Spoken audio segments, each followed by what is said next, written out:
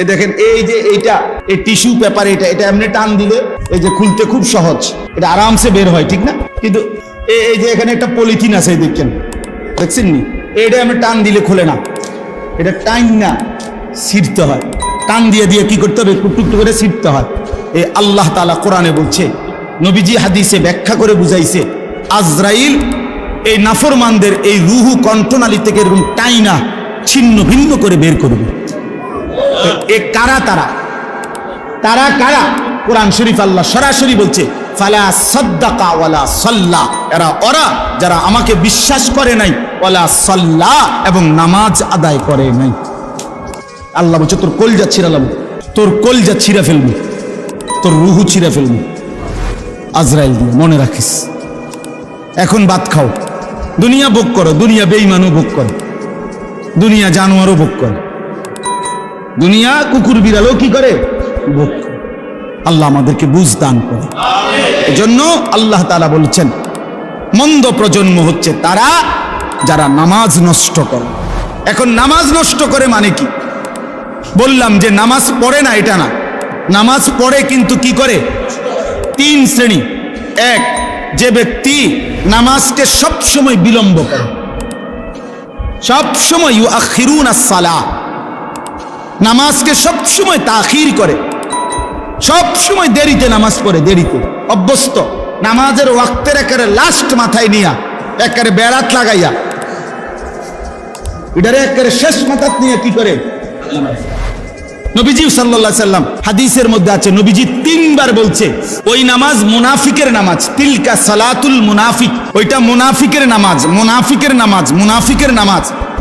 আসরের নামাজের উদাহরণ দিতে গিয়ে বলছে নবী যে ইয়ারকুবু হাত্তা তাগরুবা শামস, অর্থাৎ সে অপেক্ষা করে, আসরের নামাজ পড়ে না, সূর্য ডুবার কাছাকাছি হয়ে যায়।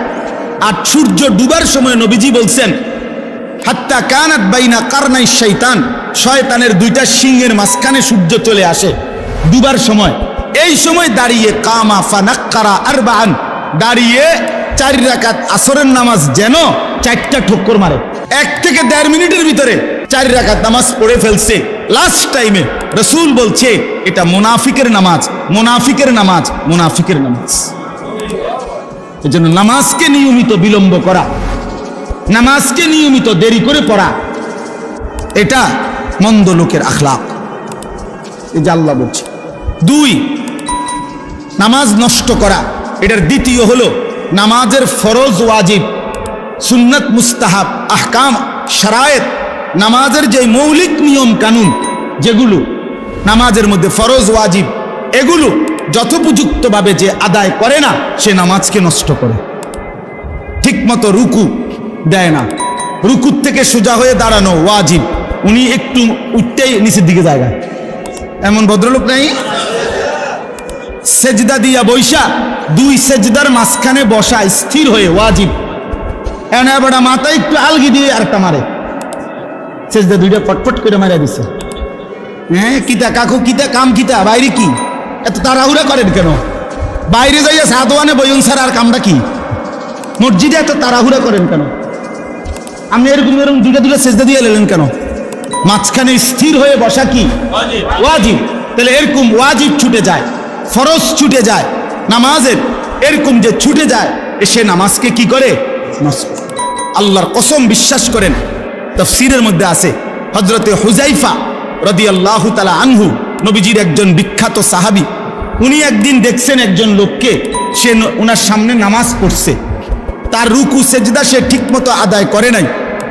উনি তাকে ডাক দিছে, তাফসীরে আছে মাআরিফুল কোরআনে, আপনি এখন দেখেন। তো উনি তাকে ডেকে বলছে, তুমি যে এখন নামাজ পড়লা, এমন নামাজ আজ কতদিন ধরে পড়ো? ওই লোক বলছে, আজকে 40 বছর ধরে আমি এভাবেই নামাজ পড়ি। উনি বলছে, আল্লাহর কসম, গত 40 বছরে তুমি কোনো নামাজ আদায় করো নাই। কি কঠিন ব্যাপার, কি কঠিন ব্যাপার। আত্ম উপলব্ধি, নিজের বিবেক জাগানো যে হায় আমি কি করছি, এই সমাজের কে কি করছে সব বাদ দেন, আমি চলেন, একা একা ভাবি আমি কি করছি। এই মজলিসের ফিকির এটা, এই মজলিসের ইচ্ছা হলো কি এইটা, ইসলাহি মজলিসের মূল চেতনাই এটা, আত্ম উপলব্ধি, মানে নিজের উপলব্ধি। নিজের উপলব্ধি, আত্মসংশোধন, আত্মশুদ্ধি, নিজের পরিবর্তন। প্রত্যেকেই বিবেক থেকে ভাবেন, ইনসাফ করে ভাবেন যে যে অবস্থানে আছি এভাবেই হাসরের ময়দানে দাঁড়ালে টিকবো তো? কথা বলেন না কেন? হাসরের ময়দানে টিকবো তো? তাইলে তো এটা বদলান, নিজেকে সুন্দর করেন, নিজেকে পরিবর্তন করেন। কোনো মানুষই তো দুনিয়াতে দুনিয়াবি কোনো কাজে এক অবস্থার উপরে দীর্ঘদিন পড়ে থাকে না।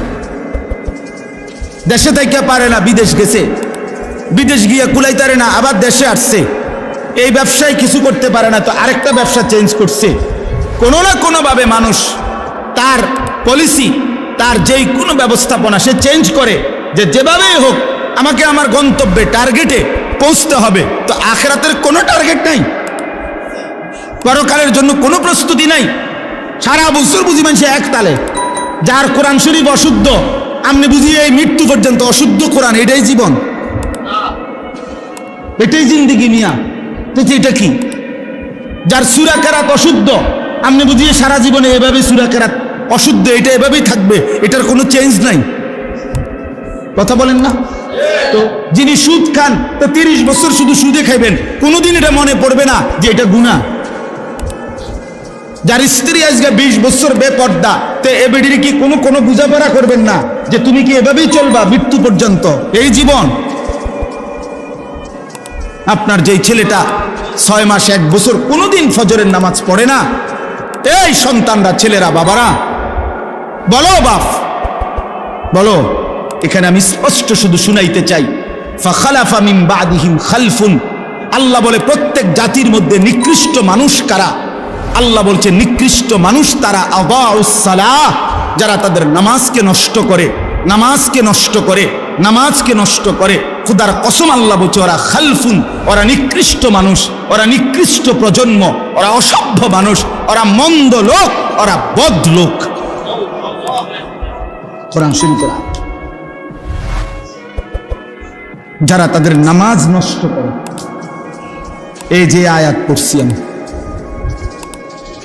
এই আয়াতের তাফসীরের মধ্যে এবার বোঝেন, তাফসীরের মধ্যে এই আয়াতে আছে যারা নামাজ নষ্ট করে তারা নিকৃষ্ট প্রজন্ম, নিকৃষ্ট জেনারেশন, মন্দ উত্তরসূরি। এখন তাফসীরে কথাই স্পষ্ট আছে, ওয়ালাইসাল মুরাদু আন্নাহুম তারাকুস সালাহ। যে এই আয়াতের এর দ্বারা এটা উদ্দেশ্য নয় যে তারা নামাজ টোটালি ছেড়ে দিছে, এটা উদ্দেশ্য না। মানে টোটালি নামাজ পড়ে না এরা না, যারা একদম নামাজ পড়েই না তাদেরকে বোঝানো হয় নাই, বরং নামাজ পড়ে কিন্তু নামাজকে নষ্ট করে। বুঝেন নাই? নামাজ পড়ে কিন্তু নামাজকে কি করে? আল্লাহ বলছে তারা হলো নিকৃষ্ট মানুষ, আর যারা নামাজ ঠিক রাখে তারা হলো উত্তম মানুষ। তাহলে যে নামাজ পড়ে না ওই কোন প্রকারের মধ্যে? তাফসীরের আলোকে বোঝা যায় ওই মানুষের কোনো জাতের মধ্যেই পড়ে না, ওই নিকৃষ্টও না, উৎকৃষ্টও না, ওই মানুষের কোনো জাতে না, বেনামাজির কোনো প্রকারে নাই, ওই কোনো আইটেমে পড়ে না, ওইটা নিকৃষ্টও না, ওইটা ফসাও না, ওইটা কোনো জাতের না, ওইটা কিছুই না, ওইটা হাইওয়ানও না, কিছুই নাই। ওই আলোচনার আউট অফ সিলেবাস, ওই আলোচনার বাহিরে, ও মূলত আলোচনার বাহিরে। বেনামাজি কোনো আইটেমেই নেই, বরং নামাজি কিন্তু নামাজ নষ্ট করে। আল্লাহ বলছে সে হচ্ছে মন্দ প্রজন্ম, নিকৃষ্ট মানুষ, মন্দ উত্তরসূরি। এজন্য দোস্ত, 1 নম্বর জরুরি কথা, প্রিয় ভাই আমার, বাপ আমার, বন্ধু আমার, কিশোর নওজোয়ান, মনে রেখো দোস্ত, এক মোমেন, এক মুসলমান নামাজ ছেড়ে দেওয়ার বাস্তবিক অর্থেই কোনো সুরত নাই, কোনো ফাঁক ফুক নাই। নামাজবিহীন মুসলমান হয়ই না, হয়ই না। আল আহদুল্লাযী বাইনানা ওয়া বাইনাহুম, আল্লাহ নবী বলছে বেঈমানের সাথে আমাদের সাথে চুক্তি, বেঈমান নামাজ পড়ে না, আমরা নামাজ পড়ি। নবীজি বলছে এটা চুক্তি, আহাদ, অঙ্গীকার, এটাও অঙ্গীকার আমাদের। তোরা সেজদা দিবি না, আমরা সেজদা দেব।